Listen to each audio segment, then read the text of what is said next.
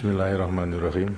Saudara-saudara dan hadirin yang berbahagia, Assalamualaikum warahmatullahi wabarakatuh. Pertama-tama, saya ingin menyertai saudara-saudara semuanya untuk memanjatkan puji syukur kehadirat Tuhan Yang Maha Kuasa, karena rahmatnya kita dapat mengadakan tatap muka, dan insya Allah nanti juga dilanjutkan dengan temu bicara di antara saudara-saudara dengan saya sendiri. Lebih-lebih bagi saudara-saudara juga yang datang dari jauh, dari Bandung, tentunya berangkatnya pagi-pagi sekali dan masih ngantuk barangkali. Mudah-mudahan setelah sampai di Tapos ini dengan bau daripada kandang, antuknya bisa hilang. Sungguh saya sangat gembira sekali, oleh karena itu saya sampaikan selamat datang di Tapos ini. Dan banyak yang sebenarnya ingin semua datang di Tapos, yang sebetulnya di Tapos tidak ada apa-apanya, tidak ada banyak. Tapi itu ada baiknya, sehingga sedikit besarnya juga bisa melihat dengan mata kepala sendiri apa sebenarnya yang ada di Tapos ini. Karena di sana sini tentunya juga dihubungkan dengan peternakan, dan presiden tentunya juga merupakan peternakan yang mewah, segala serba ada, baik mengenai istana katanya ada, juga mengenai helipadnya juga ada, dan juga kolam renangnya maupun juga daripada golf course-nya. Padahal sama sekali tidak ada, barangkali yang dihubungkan daripada satu dengan lain. Yang dikatakan kolam renang itu adalah tempat bak air untuk menampung air dari 2,5 km dari sini untuk minum daripada ternak-ternak itu. Lantas kedua juga lapangan rumput guna makan ternak, karena kelihatan luas, disangkanya juga itu golf course-nya itu. Lantas tempat pengeringan dari hasil-hasil produk lainnya, umpamanya kopi itu, maupun juga coklat, barangkali itu dinilainya, disangkanya sebagai helipadnya. Terlalu jauh. Kalau saya dari Bogor kemari tentunya slow cepat supaya tidak capek, lebih baik naik naik helikopter. Padahal tidak ada sama sekali, dan nanti saudara-saudara bisa melihat. Katanya ada istana, ya istananya ya ini. Ini saja sebetulnya merupakan bangunan yang kita beli daripada bekas pameran perindustrian pada waktu itu. Ikut ada rumah joglo. Nah, saya turut lelang satu ini. Kemudian kita dirikan di sini. Begitu pula daripada lainnya, sehingga tidak ada apa-apanya. Mudah-mudahan nanti saudara akan bisa menyaksikan daripada keseluruhannya. Saya sungguh gembira bahwa tadi telah diuraikan saudara-saudara daripada berbagai pengurus koperasi, koperasi mahasiswa, koperasi pemuda, maupun juga daripada koperasi-koperasi lainnya maupun pemuda pada umumnya sedang mengikuti pendidikan dan pelatihan manajemen koperasi. Ini tentu sangat menggembirakan, dan saya harapkan mudah-mudahan apa yang telah diberikan dan apa yang telah diperoleh saudara-saudara dalam rangka mengikuti pendidikan pelatihan manajemen koperasi itu akan merupakan bekal bagi saudara-saudara, sehingga nanti akhirnya menjadi kader-kader koperasi yang tangguh dan andal untuk turut serta atau berpartisipasi pembangunan dalam bidang ekonomi pada umumnya, khususnya juga pembangunan dalam bidang koperasi sebagai salah satu pelaku ekonomi daripada ekonomi nasional kita. Saudara-saudara tentunya tadi telah 12 tahun mengikuti dalam bentuk daripada koperasi mahasiswa. Tapi sebetulnya Orde Baru itu sudah mulai lahirnya telah membuat program dan sana mengenai pengembangan daripada koperasi itu. Karena apa? Ya karena memang koperasi sudah merupakan amanat daripada rakyat itu sendiri yang tercantum di dalam Undang-Undang Dasar 45. Bahwa dalam meningkatkan kesejahteraan rakyat, maka ekonomi nasional kita sesuai dengan pasal 33 sudah jelas bahwasanya ekonomi nasional kita harus kita susun atas dasar usaha bersama dan kekeluargaan. Kemudian alat-alat produksi yang penting dan yang menyangkut hajat hidup daripada rakyat harus dikuasai negara. Air maupun juga bumi dan kekayaan yang terkandung di dalamnya harus dikuasai oleh negara. Untuk apa? Untuk sebesar-besarnya kemakmuran daripada rakyat Indonesia. Ini beberapa pokok pemikiran yang diamanatkan oleh Undang-Undang Dasar 45. Yang pertama adalah usaha bersama dan kekeluargaan. Kemudian alat produksi yang penting dan menyangkut hajat hidup daripada rakyat termasuk air, bumi dan kekayaan dikuasai oleh negara. Untuk apa? Sebesar-besar kemampuan rakyat. Yang diperhatikan adalah memang sebesar-besar daripada kemakmuran rakyat. Nah, di sini antara lain ada pula pengertian daripada dikuasai oleh negara. Apakah itu perlu dikuasai secara langsung, misalnya seperti hal-hal yang strategis seperti Pertamina dikuasai oleh negara. Begitu pula pabrik-pabrik lainnya itu. Kalau dikuasai oleh negara secara langsung, ya seperti negara komunis, segala sesuatunya serba diatur oleh negara. Kita pun telah merasakan demikian. Ternyata memang juga tidak bisa berjalan. Negara-negara komunis yang dulu mengandalkan ideologinya, mengatur segala sesuatunya secara sentral, sekarang mengakui kegagalannya sendiri. Bahwa dengan sistem itu memang tidak mungkin. Seperti halnya juga pada waktu saya artinya berkunjung ke RRT pada waktu akan memulihkan hubungan diplomatik antara RRT dengan Indonesia.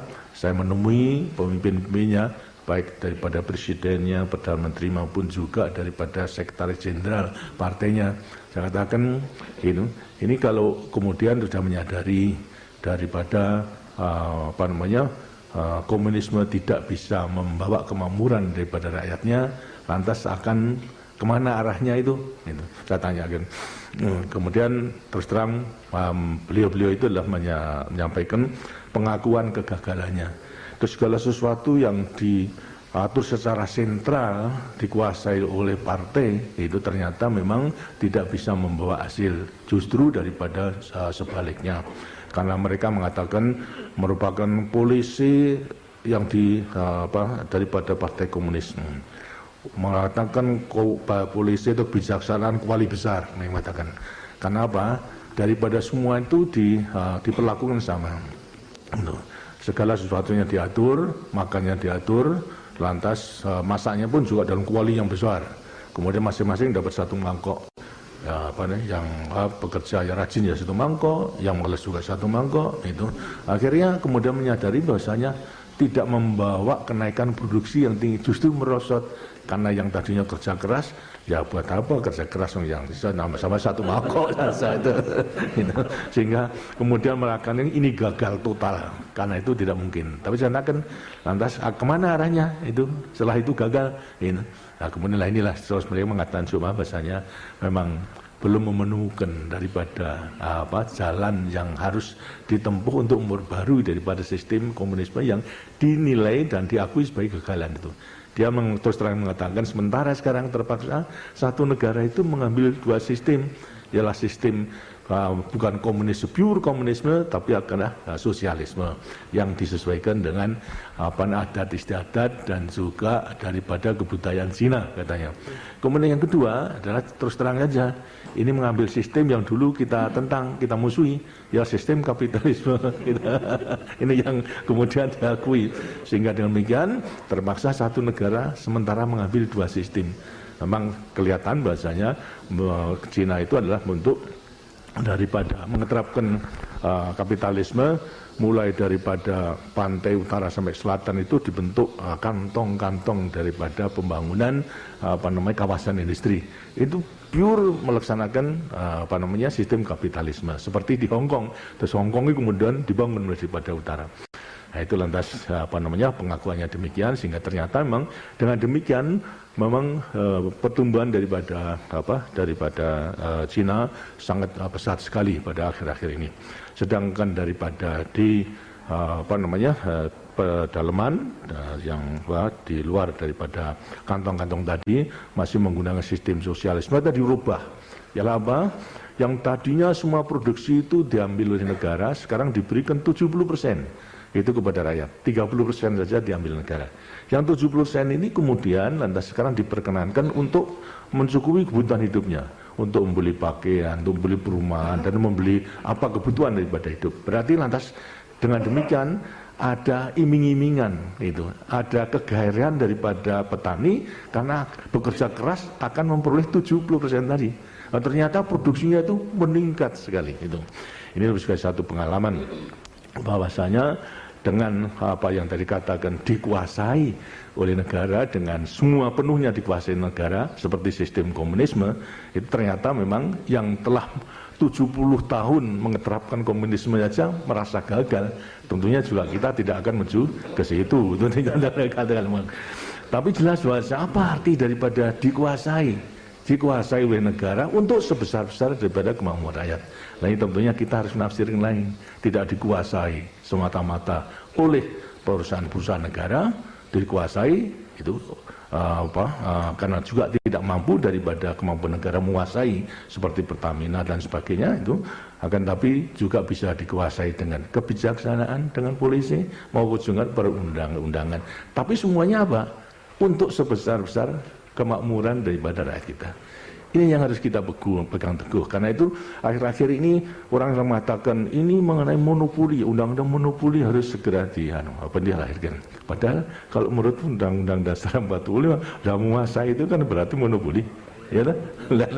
Monopoli. Jadi kalau kita buru-buru kemudian lantas undang-undang monopoli tidak jelas daripada arahnya, bisa bertentangan dengan Undang-Undang Dasar 45 itu sendiri. Karena itulah dalam rangka ini daripada Orde Baru tidak lantas jelas tidak akan menguasai keseluruhannya menuju kepada etatisme pada penguasaan negara, akan tapi juga bisa menguasai dengan kebijaksanaan maupun polisi maupun juga dengan peraturan perundang-undangan yang semuanya diarahkan kepada sebesar-besar kemakmuran daripada rakyat Indonesia. Ini tentunya kita sebagai Orde Baru yang sudah melahirkan bertekad untuk melaksanakan Pancasila dan Undang-Undang Dasar 45, bahkan kemurnian Pancasila dan Undang-Undang Dasar 45, lain harus kita pegang teguh. Sedangkan dalam rangka penjelasan daripada pasal 33 itu jelas mengatakan bahasanya segala pokok-pokok pemikiran di dalam pasal 33 itu merupakan landasan dasar daripada demokrasi ekonomi. Itu jelas dalam rangka penjelasan itu. Kemudian lantas mengatakan juga bahasanya produksi oleh rakyat untuk rakyat, kemudian lantas dipimpin dan diawasi oleh masyarakat, itu yang ditujukan adalah kemakmuran masyarakat, rakyat, bukan kemakmuran seorang-seorang, itu. Sedang dikatakan bahasanya bangun ekonomi yang paling cocok adalah koperasi, itu. Inilah dengan sinyal koperasi itu mulak sudah katakan tadi suatu amanat, itu harus amanat yang diberikan. Tapi kalau kemudian lantas sekarang kita melihat kenyataan, mungkinkah koperasi itu segera kita andalkan itu untuk dapat membangun termasuk daripada proyek-proyek yang besar itu yang seharusnya dikuasai oleh negara. Tapi kalau negara tidak mampu, apakah kita akan biarkan? Kemudian kita menunggu sampai mampu, gitu. Sedangkan daripada koperasi jelas memang belum mampu. Karena itu lantas sekarang siapa ini? Dengan sini juga potensi yang kita miliki adalah daripada swasta. Tapi jelas kita tidak boleh memisahkan bahwa apapun swasta yang kita beri kepercayaan, bukan lantas karena kita membiarkan ekonomi dikuasai oleh swasta orang seorang untuk kemakmuran, tapi untuk kemakmuran dan kesejahteraan daripada masyarakat Indonesia itu. Karena sebagaimana juga sekarang pengalaman ini negara yang ingin menerapkan sosialisme seperti Burma itu ingin menerapkan sosialisme ala Burma. Mereka mengadakan menutup diri, isolasi gitu. Dulu saya pernah berdebat tahun 70-an dengan Jenderal Lewin gitu. Dan beliau ingin menetapkan demikian, saya mengatakan saya kira tidak mungkin itu karena memang kita terbatas, kita memang tidak bisa hidup sendiri, kita harus kerjasama dengan bangsa-bangsa lain. Ternyata apa? Sampai sekarang gagal total daripada kemakmuran rakyat, kesejahteraan daripada rakyat Burma, Myanmar sekarang. Akhirnya apa? Setelah melihat kok Indonesia kok lain gitu. Akhir semuanya sekarang menteri-menteri semua dikirimkan ke Indonesia untuk mempelajari daripada semuanya itu. Ini mana letak daripada kesuksesan daripada Indonesia. Berarti lantas sudah menyadari bahasanya sistem isolasi politik isolasinya dengan menerapkan sosialisme ala Burma tidak berhasil. Nah, sekarang mulai bahasanya Indonesia pada waktu mengatakan kita daripada Indonesia tidak mengambil sistem sosialisme, tapi mengambil daripada sistem Pancasila. Ialah sistem yang sesuai dengan kebudayaan daripada kita. Saya katakan bahwasanya sistem Pancasila itu saya katakan bahwasanya sistem yang sosialistis, religius, bukan sosialisme, tapi sosialistis religius. Sedangkan daripada sosialisme ada tidak. Ini akan kita buktikan pada waktu ini mengatakan dengan Jenderal Newin, ya tinggal nanti kita lihat saja sejarah nanti akan menjadi saksi siapa yang benar. Nah, sekarang Jenderal Newin sudah tidak dalam jabatan, sudah pada yang muda baru lantas mengetahui kalau itu pun keliru dan salah. Nah, sekarang banyak akan belajar sampai kepada apa? Perubahan daripada Undang-Undang Dasar itu akan jiplak saja daripada Undang-Undang Dasar 45 daripada kita kirim ke sana terserah masa bodoh. Barangkali akan jiplak begitu tuh ganti kata-katanya terserah, tapi mengatakan jiwa daripada susah-susah untuk mencari itu lebih baik ya sudah gitu saja. Jadi masalahnya sekarang mengenai soal koperasi. Terus koperasi jelas itu adalah merupakan suatu tugas yang dipercayakan kepada kita dalam rangka membangun ekonomi itu.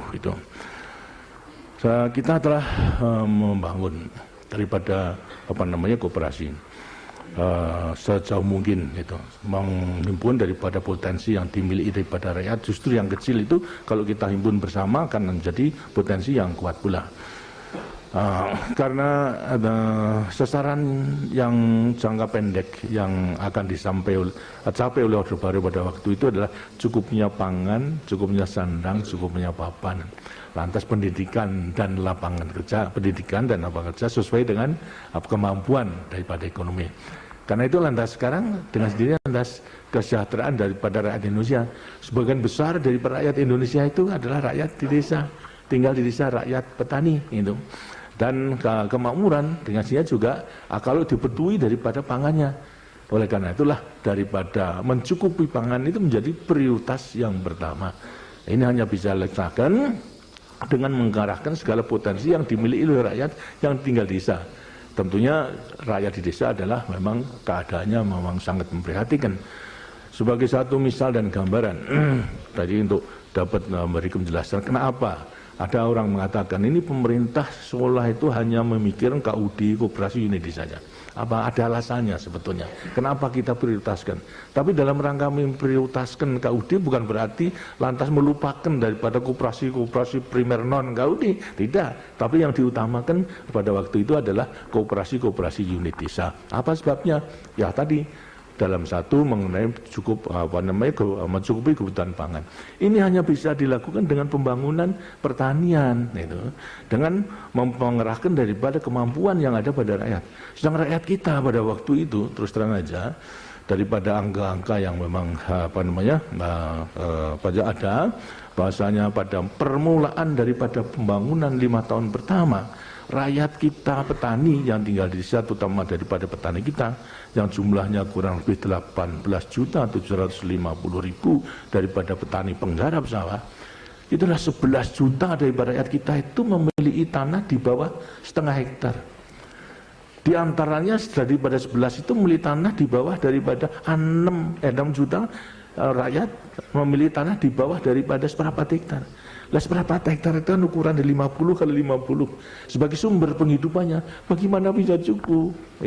Kan itu harus kita mencari terobosan dengan menggunakan teknologi tepat guna untuk meningkatkan produksi per hektar sehingga produksinya akan naik. Kalau produksinya naik, pendapatan daripada petani dengan akan naik, lantas kebutuhan nasional daripada beras akan dicukupi. Yang tadinya adalah biasa kita mengimport kemudian bisa diatasi. Itulah sebabnya kita dahulukan daripada pembentukan koperasi dengan membentuk koperasi unit desa, menggabungkan daripada beberapa desa karena desa administratif belum tentu mempunyai kekuatan ekonomi. Tapi kita gabungkan beberapa desa menjadi unit ekonomi, disitulah kita bentuk daripada koperasi unit desa tersebut. Karena masalahnya dalam rangka pengeterapan teknologi, rakyat yang lahannya sempit, kemudian untuk meningkatkan produksi dengan usaha yang kita namakan intensifikasi dengan panca usaha menggunakan bibit unggul, kemudian pupuk, obat-obatan, irigasi dan cara tanam yang baik, ternyata memang bisa menaikkan produksi per hektar. Dengan cara tradisional maksimum hanya 2 ton tiap hektar. Tapi kemudian Anda mempergunakan intensifikasi dengan panca usaha tadi, dengan dikerjakan tiap-tiap orang, bisa double menjadi 4 ton. Kemudian secara kelompok, dan kemudian lebih terpadu bisa double lagi menjadi 8 ton. Yang akhir-akhir ini kemudian kita tingkatkan lagi dengan merubah caranya daripada penggunaan pupuk urea yang biasanya dengan curah, kemudian kita rubah untuk menjadi tablet, bisa menghemat pupuknya dan tambah daripada produksinya. Karena bisa menghemat 20%. Karena kalau dengan curah itu ya disebarkan demikian, dengan sebelumnya masuk tanah, itu sudah terbawa air. Kemudian lantas karena angin besar, nyangsang pada pohon-pohon. Ini 20%. Sehingga dengan tablet tersebut bisa menghemat 20% daripada biaya, produksinya bisa naik 10%. Nah, tentu menguntungkan antara lain. Dengan demikian mutlak itu diperlukan. Sedangkan rakyat tidak mempunyai kemampuan apa-apa untuk membeli sarana produksi, apakah membeli pupuknya, membeli obat-obatan, bibit itu tidak punya. Jadi yang demikian memang harus segera pemerintah berusaha melewati bimas bimbingan massa, disediakan daripada semuanya. Apakah itu menaik kreditnya untuk memungkinkan dia membeli daripada sarana produksi, maupun juga mengenai penyaluran sarana produksi, dan setelah produksi berhasil kemudian menampung daripada produksi dalam rangka processing sama marketing. Nah, unsur-unsur itu memang diperlukan, karena itulah dibentuk koperasi unit desa yang ada 3 daripada unsur-unsur semuanya itu. Dan ternyata bahwasanya walaupun seluruhnya itu adalah belum sempurna, ternyata memang bisa membuktikan itu Indonesia yang tadinya merupakan pengimpor beras yang terbesar di dunia tahun 84 itu bisa swasembada.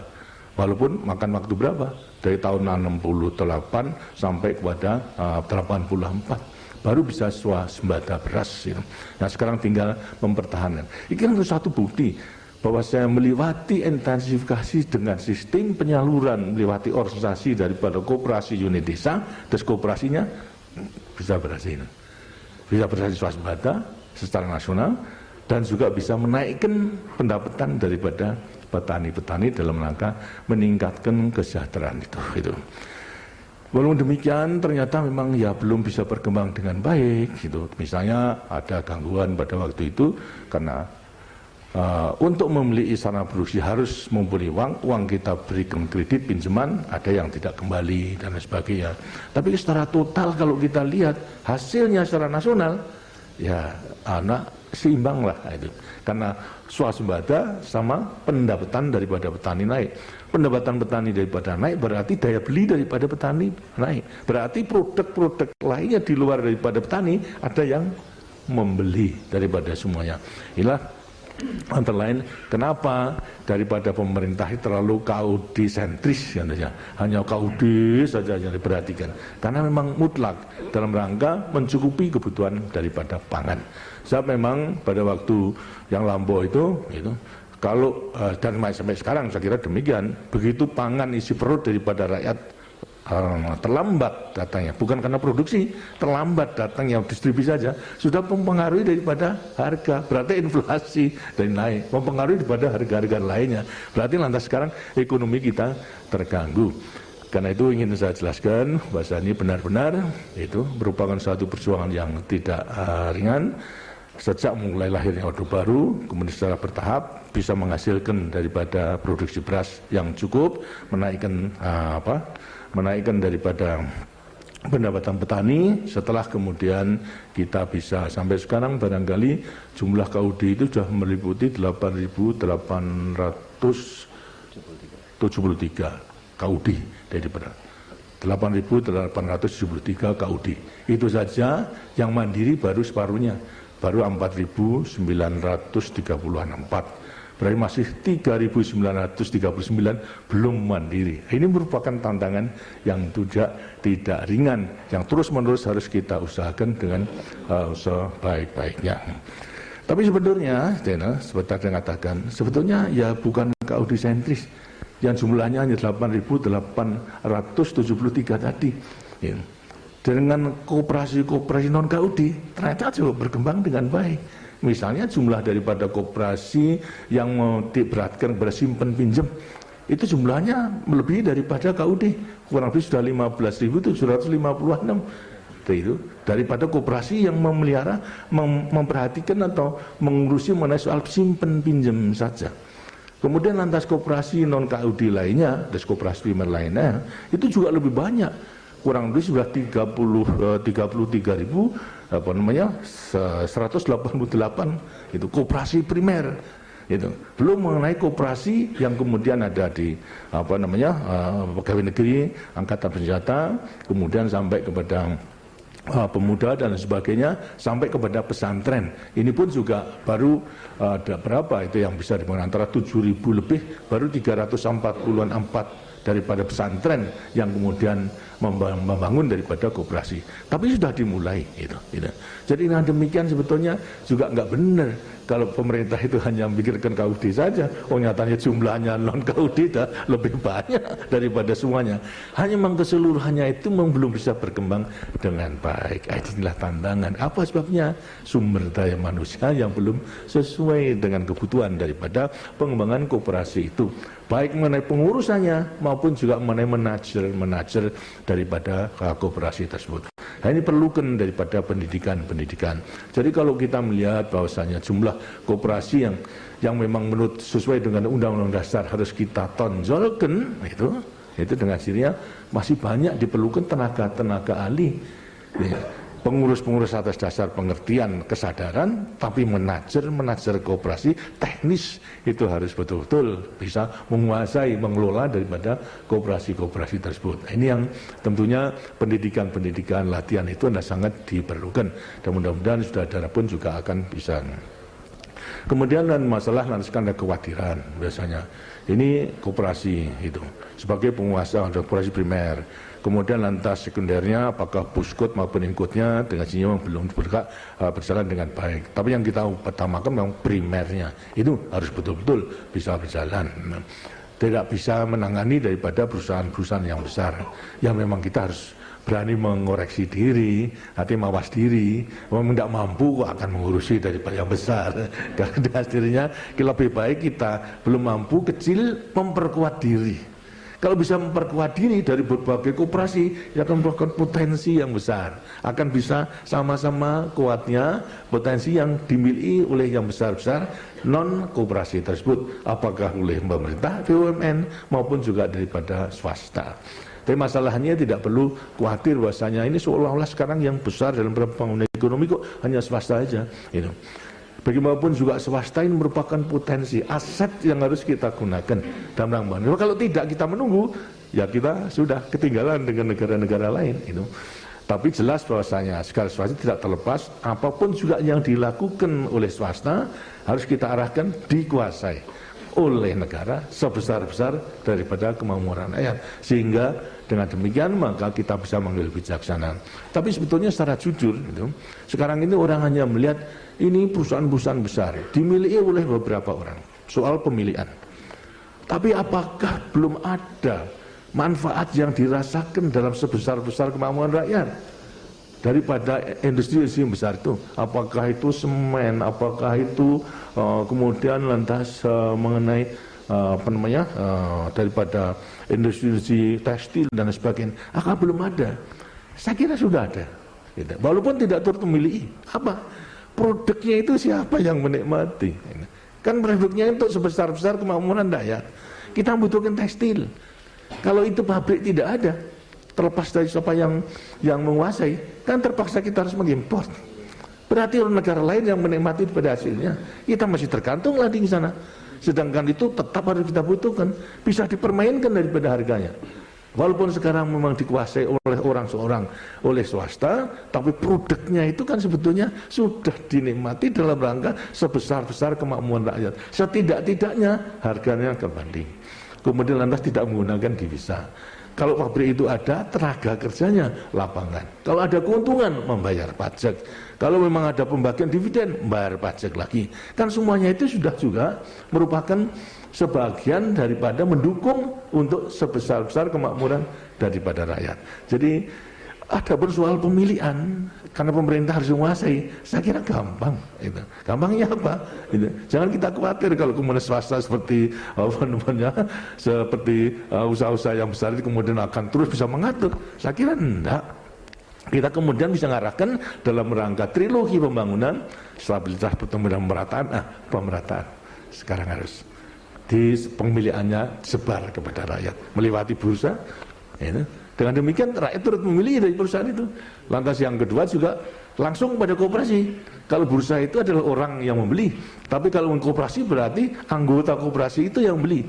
Hanya sekarang masih belum berjalan dengan lancar. Tapi daripada segi polisi, saya kira sudah tidak perlu kita khawatirkan bahwasanya ekonomi kita itu akan dikuasai oleh beberapa gelintir daripada swasta yang sudah dapat menggunakan kesempatan peluang untuk mendirikan daripada berbagai industri tersebut. Ini bagi saya terus terang saya memang tidak ada kekhawatiran karena masalahnya bisa kita atur daripada keseluruhannya. Ini jangan sampai kekhawatiran itu juga lantas membawa lemahnya daripada semangat untuk memperkuat daripada koperasi itu tadi. Dan kalau koperasi itu ikut terpilih, ya jelas bahasanya kan tidak dimilih oleh beberapa orang itu. Dan kemudian apalagi kalau kemudian koperasi bisa berkembang, koperasi itu sendiri akan bisa mendirikan daripada perusahaan-perusahaan besar. Apakah dalam rangka hukum, status hukum koperasi atau status hukum perusahaan swasta, itu bisa saja.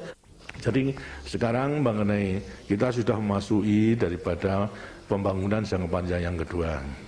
Terus mulai Repelita K6 daripada pembangunan jangka panjang yang kedua, terus memasuki era tinggal landas itu akan melanjutkan, meningkatkan, lebih memperdalam daripada pembangunan dengan kemampuan sendiri itu untuk menuju pada sasaran, mendekati pada sasaran yang utama dalam masyarakat adil dan makmur berdasarkan Pancasila. Karena sasaran yang utama itu memang tidak bisa kita dekati sekaligus, tapi harus perlu bertahap, maka sasaran daripada pembangunan jangka panjang yang kedua itu adalah meningkatkan kualitas manusia, kualitas masyarakat Indonesia yang tentunya lebih maju, lebih sejahtera, aman lahir dan batin dalam tata kehidupan bernegara, berbangsa, dan bermasyarakat berdasarkan Pancasila. Dalam iklim kehidupan itu diantara manusia dengan manusia ada keseimbangan, keserasian dan lain sebagainya. Antara manusia dengan manusia, manusia dengan lingkungannya, manusia dengan alamnya, dan manusia dengan penciptanya, ialah Tuhan yang Maha Kuasa. Ini sebagai sasaran antara yang akan kita dekati untuk menuju kepada pendekatan sasaran yang akan kita capai, ialah masyarakat adil dan makmur berdasarkan Pancasila. Kalau kita lihat seperti tadi bahwasanya di antara ini pembangunan jangka panjang pertama untuk menyusun daripada landasan, nah tentunya terus terang saja kita landasan take off itu tidak menggunakan teori daripada Rostov, bukan, tapi daripada teori kita sendiri membentuk daripada landasan yang bisa kita gunakan sebagai pancangan untuk melanjutkan, meningkatkan, memperdalam daripada, sehingga tidak perlu lantas kemudian syarat-syaratnya apa yang kita miliki seperti koperasi sekarang dengan KUD-nya, dengan primernya sekian-sekian dan sebagainya, ini kita gunakan sebagai landasan untuk melanjutkan, meningkatkan maupun juga memperdalam. Nah, sekarang daripada lain-lainnya gimana? Itu sampai di mana kekuatan daripada landasan sebagai sasaran pembangunan jangka panjang yang pertama, itu sampai di mana itu? Koperasi telah kita ketahui bahwasanya ya kita belum sesuai, belum sebagaimana yang kita harapkan, masih merupakan tantangan. Ini harus kita lanjutkan sehingga mempunyai kekuatan dapat membentuk kekuatan, kemudian menjadi salah satu peranan daripada ekonomi, pelaku ekonomi daripada koperasi ini di samping namanya pelaku-pelaku ekonomi lainnya.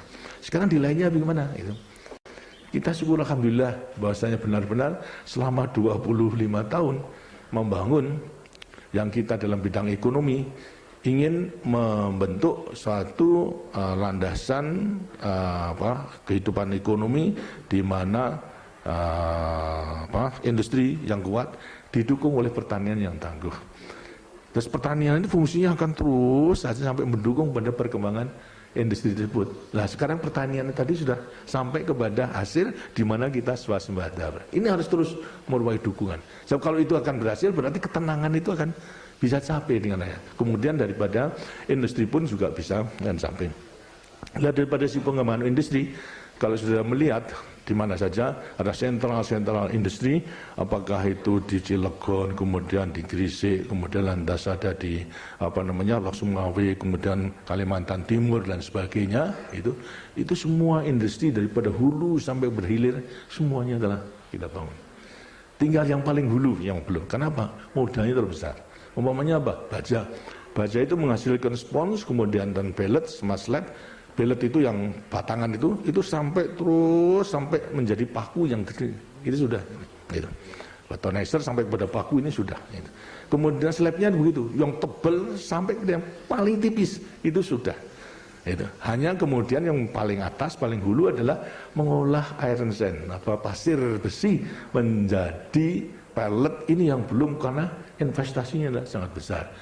Terpaksa kita harus mengimpor kurang lebih 4 juta ton daripada pellet tersebut. Tidak apa. Kita gunakan dalam rangka mengamankan mengenai pemasaran. Dalam rangka imbal beli. Kita mau membeli pellet daripada negara kalau kamu membeli barang yang kita. Nah, begitu pula daripada alumina juga begitu. Boksit menjadi alumina. Daripada smelter aluminium itu semua sudah kita selesaikan. Tinggal yang paling hulu ialah mengolah boksit itu menjadi alumina. Terpaksa kita harus masih, padahal boksitnya kita ada. Tapi untuk membangun itu biayanya sangat tinggi sekali. Karena kita menunggu, kita serang pada swasta sampai sekarang belum ada. Terpaksa kita harus mengimpor alumina. Tidak apa. Itu kita gunakan dalam rangka mengamankan imbal beli tadi. Untuk memasarkan produk-produk yang telah ada pada kita. Kita akan mengambil daripada negara-negara yang menghasilkan alumina, itu ambil, tapi kamu beli barang kita. Kalau mau tidak mau ya terpaksa milih lain, walaupun harganya lebih murah ya tidak akan kita beli tapi yang bisa membeli daripada barang-barang kita itu dilihat daripada sini industri dan pertanian sudah jelas.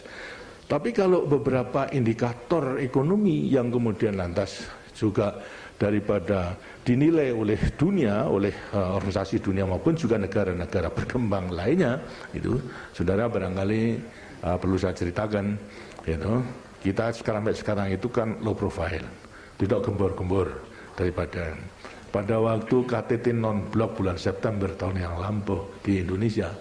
Mereka itu tidak percaya kalau kita itu bisa menyelenggarakan KTT yang demikian luas itu. Menilai kita itu seperti di Afrika gitu. Betul itu. Ada yang terus terang menyatakan itu. Tapi kemudian setelah melihat demikian, melihat persiapan dan lain sebagainya, mereka baru kagum loh. Kok bisa Indonesia ini? Kemudian samping itu kan kita adakan pameran produk-produk daripada industri dan pertanian dan manufacturing dan sebagainya. Mereka baru katakan ini Indonesia menipu kita, membohongi kita. Diam-diam ternyata sudah tidak lagi negara berkembang, tapi sudah negara maju. Jangan belum, jangan masih jauh. Karena apa? Kemajuan daripada industri dan sebagainya, mulai menguasai teknologi canggih sampai kepada teknologi tepat guna kita kuasai dan menimbulkan kepercayaan daripada kita. Memang kemudian lantas kalau daripada negara demikian sehingga akibatnya sekarang dalam kerjasama non-blok untuk kerjasama selatan-selatan apa yang ditawarkan daripada Indonesia dipercayai. Dalam kemudian lantas kerjasama selatan-selatan untuk dengan sistem magang misalnya petani, keluarga berencana, semua belajar ke Indonesia untuk diterapkan di negaranya masing-masing. Pembiayaannya mereka tidak bisa, kita pun tidak bisa. Tapi kemudian lantas pihak ketiga negara maju kita pernah ajak untuk kerjasama triangle segitiga. negara maju, lantas kemudian membiayai negara-negara berkembang yang tidak mempunyai dana, uang untuk mengirimkan orang-orangnya ke Indonesia. Nah, biaya itulah. Kemudian setelah di sini baru lantas kita membantu menepian. Mereka mempunyai keterampilan kembali ke sana, bisa melaksanakan daripada semuanya. Ini yang kemudian juga dikagumi bahasanya. Selama KTT itu selama non-blok 9 kali KTT tidak pernah berjalan follow up-nya itu sebagaimana Indonesia melaksanakan. Karena itu sekarang bingung siapa yang akan melanjutkan itu, kemudian takut semuanya. Itu. Yang dulu adalah kita selalu diganjel oleh negara-negara komunis itu, karena mereka memang berusaha agar supaya non-blok itu menjadi menjadi satelit alamiah daripada negara komunis itu, agar supaya karena sama-sama menentang kapitalisme, imperialisme, jadi supaya menjadi memperkuat daripada kita yang menolak ya. Karena tolakan itu terutama daripada Indonesia sama pendiri non-blok oleh negara-negara komunis kan kemudian dibenci. Oleh karena terus dihalang-halangi saja. Sedangkan Indonesia memang tidak pernah mengajukan. Tapi negara-negara lain itu minta. Salah satu pendiri non-blok yang belum pernah menjadi ketuanya Indonesia ditawarkan, enggak, saya akan membangun di dalam negeri sendiri. Tapi karena diminta, ya boleh. Tapi negara komunis pada waktu itu masih saya mengatakan terus dihalang-halangi. Ya silakan, benar kebetulan. Sebetulnya saya juga tidak punya keyakinan. Tapi setelah kemudian lantas yang mengajukan Nicaragua tidak mampu, baru mereka menyerah. Ya sudah, serahkan Indonesia dengan catatan setelah Indonesia Nicaragua. Padahal negaranya kacau itu sampai sekarang. Nah, itu. Dan sekarang setelah gilirannya karena syaratnya demikian, kita menawarkan Indonesia 3 tahun, sekarang Nicaragua melanjutkan. Akhirnya mengatakan sorry tidak bisa, mereka takut dan tidak sanggup untuk menerima pimpinan daripada non-blok itu, sehingga sekarang kita sulit untuk mencari gantinya ini. Jadi kalau tidak gantinya, ada negara mengatakan sudah Indonesia untuk dilanjutkan sampai term kedua, saya katakan enggak, itu karena konsensusnya harus hanya 3 tahun.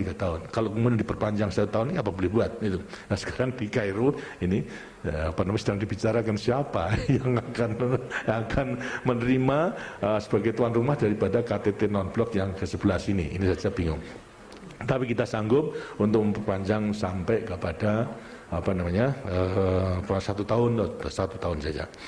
Kemudian mereka melihat negara-negara maupun juga daripada negara maju itu maupun juga daripada lembaga-lembaga dunia memang ada beberapa indikator yang meyakinkan daripada pembangunan yang kita hasilkan. Umpamanya aja selama 25 tahun, tidak hanya 5 tahun terakhir, 10 tahun terakhir, selama 25 tahun.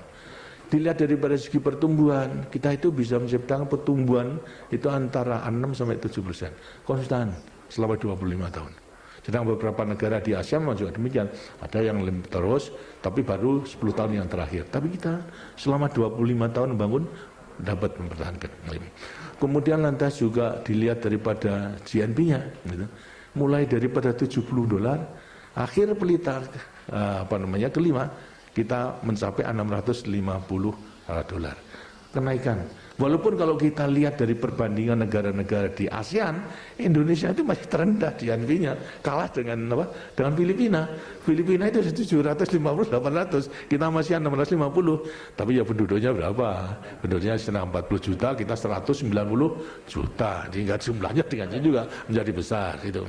Kemudian inflasi yang kita diwarisi 650% mulai, kemudian kita usahakan sampai bisa dikendalikan terus menerus selama 25 tahun di bawah 10%. Itu 1 digit. Akan selalu kita usahakan agar supaya antara 5, tapi 1 digit antara 5, pokoknya di bawah daripada 10. Ini Anda bisa kita usahakan. Kemudian juga ekspor.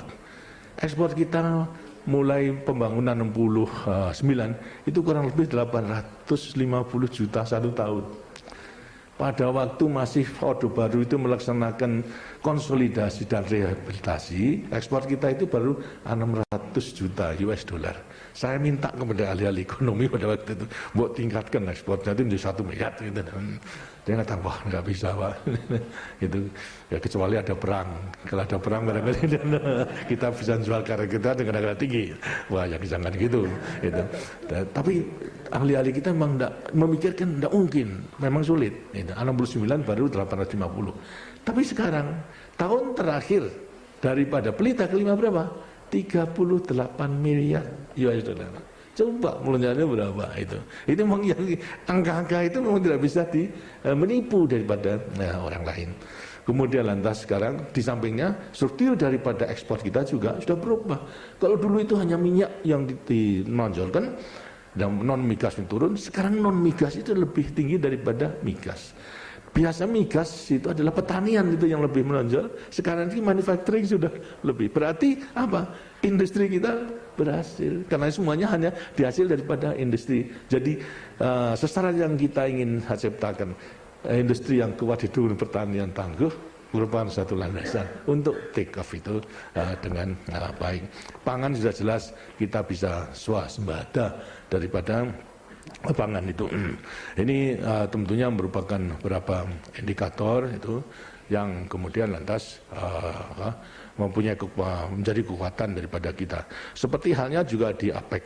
Di APEC itu sebenarnya merupakan satu kerjasama yang sekalipun masih informal itu, dan juga Indonesia bisa menerobos di dalam perundingan daripada G7 dan negara-negara maju di Tokyo itu sebetulnya pernah dicoba oleh negara lain, terutama daripada G15 yang pada waktu Senegal menjadi ketuanya ingin menerobosnya, ditolak. nggak bisa itu. Tapi kemudian Indonesia kemudian majukan, ditolak juga. Tapi lantas kita banyak di antara mereka yang mengatakan ini non blok sekarang itu lain, itu sehingga kemudian kalau sampai tidak didekati oleh negara maju, mungkin akan terlepas mandor, akan menjadi kesulitan daripada mereka. Akhirnya kemudian kita diterima, walaupun tidak langsung, tapi dengan syarat saya diterima oleh ketua, tapi harus ada mahtaking, artinya ada kepercayaan daripada semua negara. Dan apa yang saya kemukakan harus dibicarakan di KTT G7. Kemudian setelah hasilnya hendaknya sampaikan kepada saya, sehingga saya bisa menyampaikan kepada anggota non-blok. Itu semua dipenuhi. Ini apa? Karena potensi yang dimiliki oleh Indonesia. Bukan seperti apa? Negara lain negara nggak bisa nerobos demikian. Tapi karena Indonesia, karena potensi daripada Indonesia itu daripada pembangunan yang telah dibeli. Tapi tentunya juga kemudian ada orang yang sinis, ya kemajuan sekemian, tapi beban hutangnya kan besar, itu dah. Lantas sekarang sampai anak cucu nanti bisa harus membayar, gitu. Lantas bagaimana? Ini sebetulnya memang tidak ngerti daripada orang-orang daripada semuanya. Kita itu adalah memang karena bertekad membangun dengan kemampuan sendiri. Tapi kita hidup di dunia tidak sendiri. Lah kalau kemudian ada kemampuan daripada dunia bisa membantu kepada kita, kenapa tidak kita manfaatkan? Asalkan kita yang menentukan syaratnya, bukan mereka yang menentukan syaratnya. Syaratnya daripada pinjaman apa? Jangka panjang 30, grace periodnya pun sudah ada. Saat daripada 7 sampai 10 tahun, bunganya adalah kecil. Bunganya paling tinggi 3,5% 1 tahun. Bahkan ada yang memberikan 2%. Ada yang kira dari sini itu. Lebih daripada itu kita tolak. Itu. Lah ternyata memang semua memberikan. Grace period terutama daripada 7 tahun. Jadi kalau semua pinjaman ini bukan untuk konsumsi, tidak, tapi untuk membangun proyek-proyek itu, sehingga proyek itu selesai 3 tahun misalnya, grace period 7 tahun, belum waktunya kita membayar, sudah bisa menikmati hasil daripada proyek itu 4 tahun. Sehingga kemudian ya pada saatnya kita bayar ya bisa kita. Lain-lain negara itu kesulitan apa? Karena mereka tidak menentukan kebijaksanaan itu. Asal pinjaman ya sudah disaut begitu saya. Nah, sekarang kelabakan itu. Terutama pinjaman yang komersial jangka pendek itu. Dengan sini ada kesulitan. Hanya Indonesia yang kemudian akhirnya lantas kemudian dalam rangka non-blok semua minta supaya Indonesia membagi pengalaman dalam soal memanage, mengelola daripada pinjaman yang kita berikan, terutama negara-negara yang kesulitan itu. Ini juga antara lain yang kemudian diterima oleh negara-negara berkembang daripada kita memberikan pengalaman kepada negara-negara dalam cara mengelola itu. Dan sama sekali tidak ada ikatan. Sampai kepada akhir-akhir ini akan dicoba-coba oleh Belanda dalam rangka memberikan pinjaman, kemudian lantas syaratnya mengenai soal hak asasi dan sebagainya. Sorry, lebih baik terima.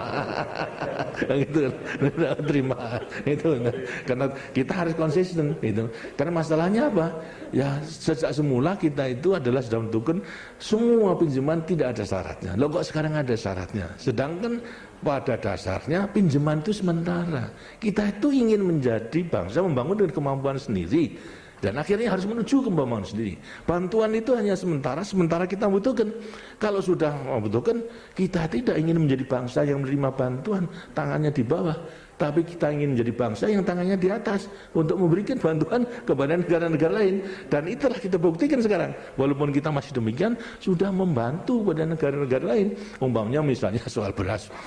Dalam rangka polisi beras, kita melewati KUD, kita menentukan floor price, harga yang terendah bagi petani.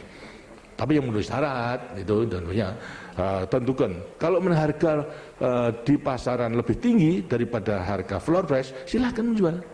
Tapi kemudian harganya adalah di bawah dari floor price, beli oleh pemerintah. Untuk apa? Stok nasional. Apa fungsi stok nasional? Untuk melindungi konsumen. Kalau ada pedagang-pedagang kemudian akan naik kan, ini dibuka saja sudah makan mati daripada mereka. Tidak akan bisa mempermainkan daripada harga. Sehingga stok kita itu adalah memang tinggi. Nah stoknya itu kemudian lantas membutuhkan biaya, penyusutan, pembiayaan dan sebagainya. Sekarang ada negara yang butuhkan, memang butuh sekali. Nah, terpaksa mau beli, tidak punya uang, ya pinjam, ya baiklah saya pinjamin.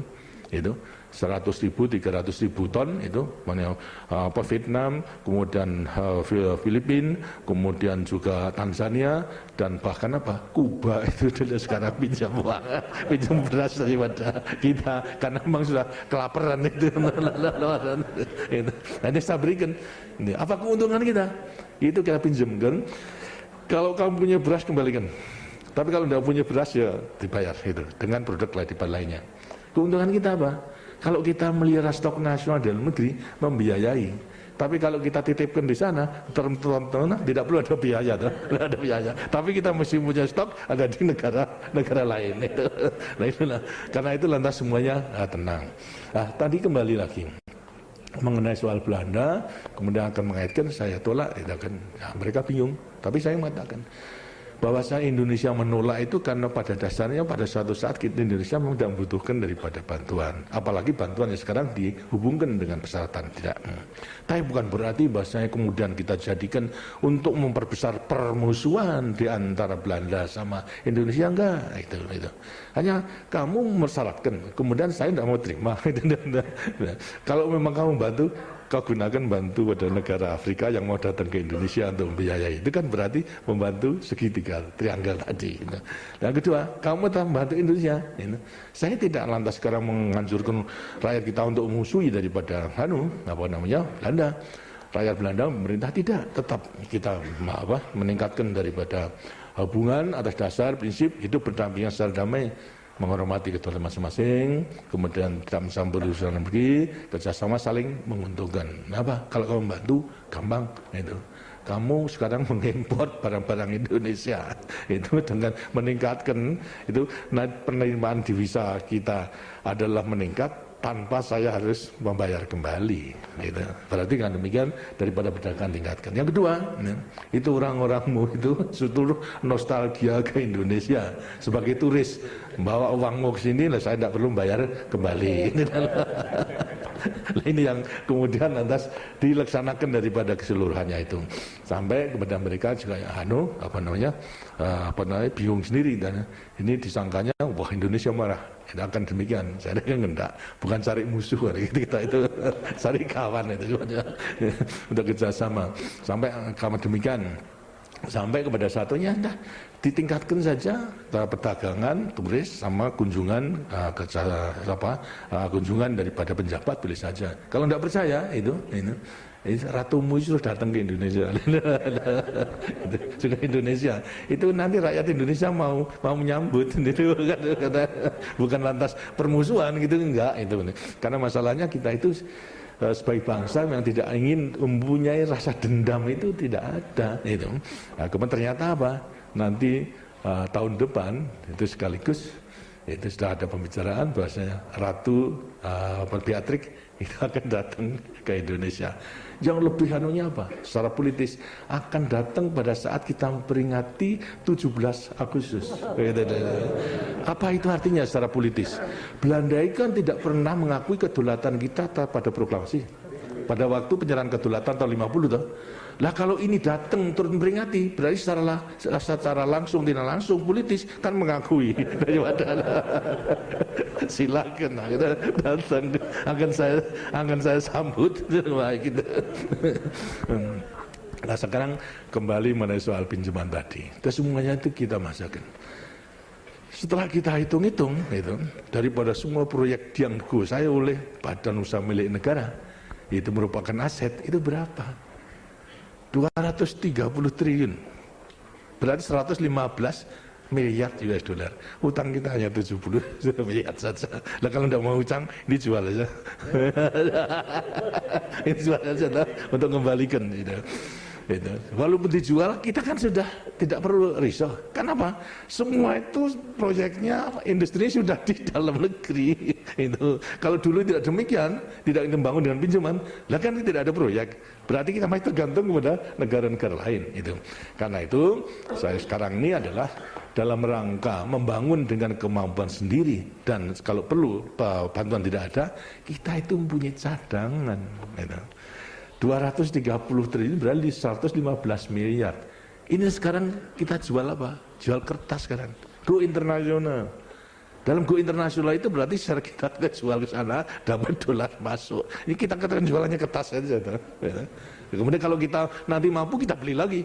Apalagi kalau kita bisa mempermainkan, diturunkan harganya kita beli, pada waktu naik kita jual lagi. Akan dapat untung gitu. Dapat untung gitu. Ini yang sedang kita lakukan daripada keseluruhannya itu. Jadi dengan demikian kita bisa mempunyai kemampuan cadangan untuk membiayai manusia dengan aset-aset yang telah kita miliki. Ini belum swasta. Swasta tinggal lebih banyak daripada itu. Gitu. Saudara sekalian, inilah daripada hal-hal terutama mengenai pembangunan koperasi yang sekarang sedang ditekuni dan memang nanti akan terus kita lanjutkan. Semuanya masih merupakan tantangan yang besar yang harus kita hadapi bersama. Nah, sekarang karena saudara-saudara di Tapos tentunya juga ingin mengenai apa sebenarnya Tapos ini, itu mana soal peternakan daripada Tapos ini. Sebenarnya peternakan Tapos ini juga walaupun dalam skala yang kecil juga ingin berpartisipasi dalam rangka pembangunan. Seperti halnya diamanatkan oleh GBN bahwasanya suksesnya pembangunan tidak semata-mata tergantung kepada penyelenggara negara, tapi tergantung kepada partisipasi daripada masyarakat secara luas. Lah, Tapos ini mengusulkan daripada kecil, ingin berpartisipasi yang kecil dalam rangka pembangunan. Pembangunan apa? Yang untuk mensejahterakan kehidupan rakyat, terutama untuk mensejahterakan kebutuhan daripada rakyat sekarang maupun jangka panjangnya, itu terutama mengenai sumber daya alam dan pembangunan manusia Indonesia utuhnya, kebutuhan daripada lahir dan batin, baik mengenai mulai daripada bayi sampai kepada nanti menjadi manusia yang kualitas. Pangan itu adalah megang peranan yang penting.